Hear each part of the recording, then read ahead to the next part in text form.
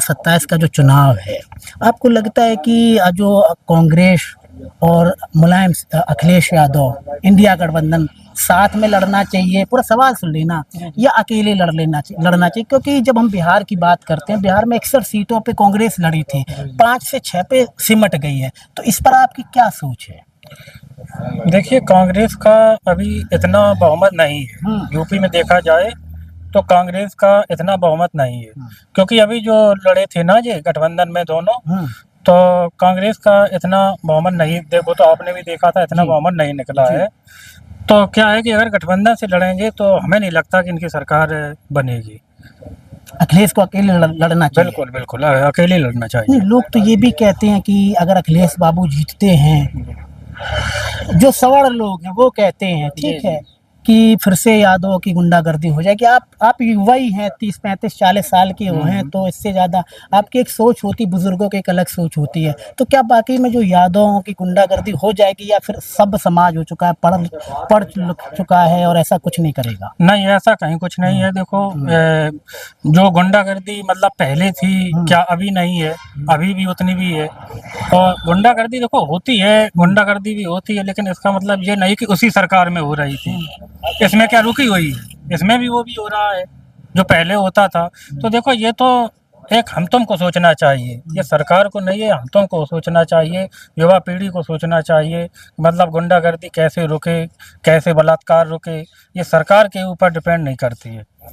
ये गुंडागर्दी सपा में भी होती थी और इसमें भी हो रही है। ऐसा नहीं है कि बीजेपी में ना हो रही हो, इसमें भी हो रही है। अच्छा, सर लास्ट सवाल मुझे बताइए कि हम 2020 की तुलना कर रहे हैं अभी से। जो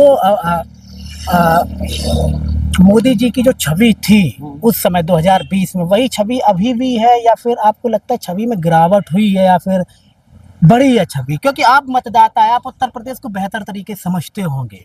उनका ज्यादातर गिरावट हो रही है। इसलिए हो रहा है कि बेरोजगारी का मुद्दा हर समय ज्यादा है, और गरीबी देख रहे हो, इतनी युवा पीढ़ी है, सारी बेरोजगारी घूम रही है।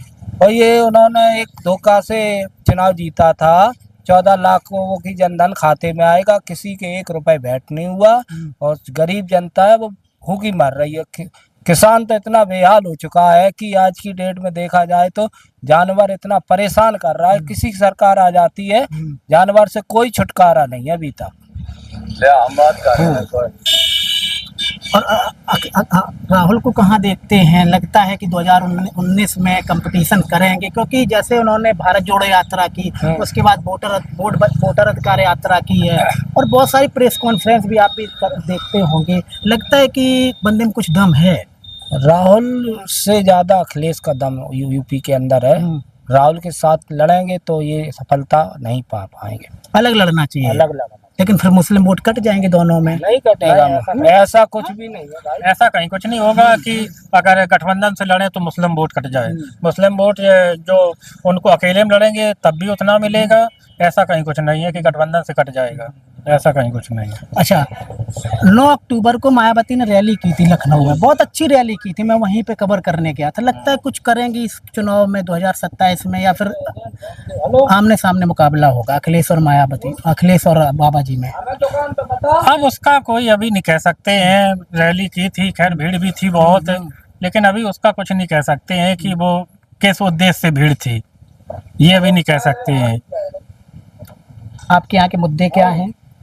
क्या हुआ अभी तक? क्या बताएं भैया, हमारे यहाँ के मुद्दे हैं, ये नदी किनारे हमारा पिछड़ा क्षेत्र और ये जिला है, पिछड़ा क्षेत्र है। यहाँ सरकार कुछ देखे ही नहीं, बुंदेलखंड को सारा पैकेज दे रही है, और ये बुंदेलखंड से घट के सबसे नीचे क्षेत्र पड़ता है। किसान की मजदूरी तक नहीं निकल पा रही है, किसान की खेती में पानी नहीं लग पा रहा है, समय से खाद ये कुछ नहीं मिल पा रहा है, और सरकार इस पर ध्यान नहीं दे रही। और पहले ये, जब मैंने लोगों से बात की तो ये लोग कह रहे हैं कि अखिलेश के राज में खाद बहुत मिलती थी, अब खाद की ब्लैक मेलिंग हो रही। सही बात है क्या? नहीं, खाद तो मिल रही है। हाँ, खाद तो मिल रही है। हाँ, वही खींचा कसौटी होती है, खाद तो मिल रही है, लेकिन जो है कि कहीं नहीं मिल रही किसान को। लेकिन ये है कि कहीं सचिव साहब की गलती हो जाती है, कहीं ऊपर से गलती हो जाती है, ये तो हम क्लियर नहीं बता सकते हैं। लेकिन खाद हम तो भरपूर मिल जाती है, लेकिन ये है थोड़ा चेंचे में होती है। हाँ खाद मिल रही है। लेकिन सबसे बड़ा हमारा मुद्दा ये कि ये जो हमारा यमुना किनारे का क्षेत्र है, यहाँ से लेके आप चले जाओ कानपुर देहात तक, हाईवे भीखेपुर हाईवे के इधर, ये सबसे पिछड़ा क्षेत्र है। इस पर सरकार कतई ध्यान नहीं दे रही है। हम लोग बराबर वोटिंग कर रहे और वोट में चढ़ बढ़ के हिस्सा ले रहे, फिर भी कोई इस पे वो नहीं है। यानी कि पशुओं से बहुत ज्यादा परेशान पशुओं से तो है ही, हम लोग एक पशु नहीं, एक सूअर और सांबर जंगल में, और दोनों तरफ जंगल और बीच में हम लोगों की खेती पड़ती है। बताओ क्या करें हम लोग। किसान जहर खाता है इसीलिए खाता है, जब उसका भाई लगान नहीं निकल रहा है, कुछ नहीं कर रहा, और हमने आपसे कर्जा ले लिया और कर्जा हम आपका दे नहीं पा रहे, आपने हमें सताया, तो हम तो मरेंगे और क्या करेंगे। सबसे बड़ी ये समस्या हमारे सामने। तो सरकार से हमारा आग्रह ये है कि इस औरैया जिला का जो हाईवे है, इसके नीचे आप देख लें, सिकन्ना से बीजलपुर तक चले जाओ और ये कालेश्वर मंदिर तक चले जाओ, चम्बल घाटी तक चले जाओ, ये तो कम से कम देखो कि हाँ किसान कैसे जी रहा, क्या कर रहा है। तो हमारा तो एक ही मुद्दा है कि आप लोग इस पे ध्यान दें, और गायें तो जो कुछ हैं वो तो हैं ही हैं। ठीक है, बहुत बहुत शुक्रिया। दोस्तों अभी हम लोग औरैया ज़िले में, और जहाँ पे हम खड़े हुए हैं ये अगर यहाँ से आप 5 से 6 किलोमीटर जाएंगे जिला जालौन वहाँ पे लग जाएगा।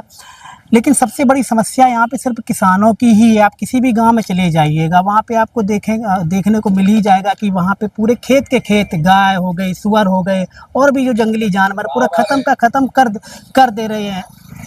हालांकि प्रशासन के बारे में लोगों ने बताया कि सही है प्रशासन, लेकिन किसानों को बहुत ज़्यादा दिक्कत है, इसीलिए किसान आत्महत्या करते हैं। फिर भी आपका उत्तर प्रदेश से लेकर के कोई सवाल हो तो हमसे करें।